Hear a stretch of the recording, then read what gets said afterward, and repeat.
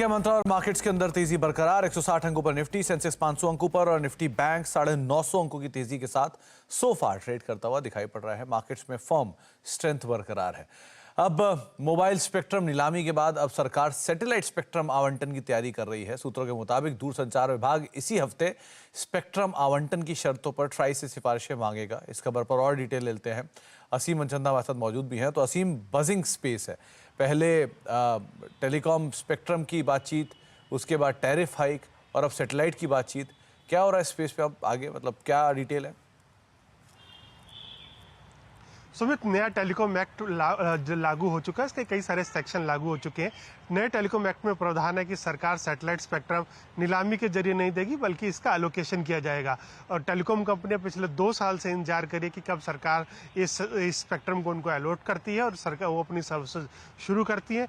2 कंपनियां हैं जिसके पास भारत में अभी फिलहाल लाइसेंस है। वनवेब है, जिसको सबसे पहले लाइसेंस मिला था। दूसरी कंपनी रिलायंस जियो है।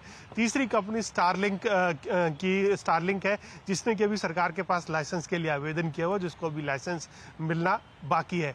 और टेलीकॉम कंपनी लंबे समय से इंतजार कर रही थी कब सरकार इसकी स्पेक्ट्रम की नीलामी की, स्पेक्ट्रम के आवंटन की शर्तें लेकर के आती है। तो जब हमें सूत्र बता रहे हैं कि दूरसंचार विभाग ने अब इसकी तैयारियां शुरू कर दी हैं। अगले इसी हफ्ते के अंदर अंदर दूरसंचार विभाग टेलीकॉम रेगुलेटरी ट्राई से जिन शर्तों पर स्पेक्ट्रम का आवंटन होगा उस पर सिफारिशें मांगेगा। खासतौर पर ये पूछा जाएगा कि इन टेलीकॉम कंपनियों को स्पेक्ट्रम की कीमत क्या लेनी है, किस दाम पर दिया जाएगा, कितना स्पेक्ट्रम दिया जाएगा, उनका एजीआर कितना होगा, स्पेक्ट्रम चार्ज कितना होगा। तो ये सारी सिफारिशें मिलने के बाद टेलीकॉम कंपनियों को स्पेक्ट्रम का आवंटन किया जाएगा, जिसके बाद टेलीकॉम कंपनियां सैटेलाइट सर्विसेज शुरू कर सकती है। तो हम ये कह सकते हैं कि बहुत जल्दी भारत में आपको मोबाइल पर सैटेलाइट सर्विसेज शुरुआत होती हुई दिखाई दे सकती है।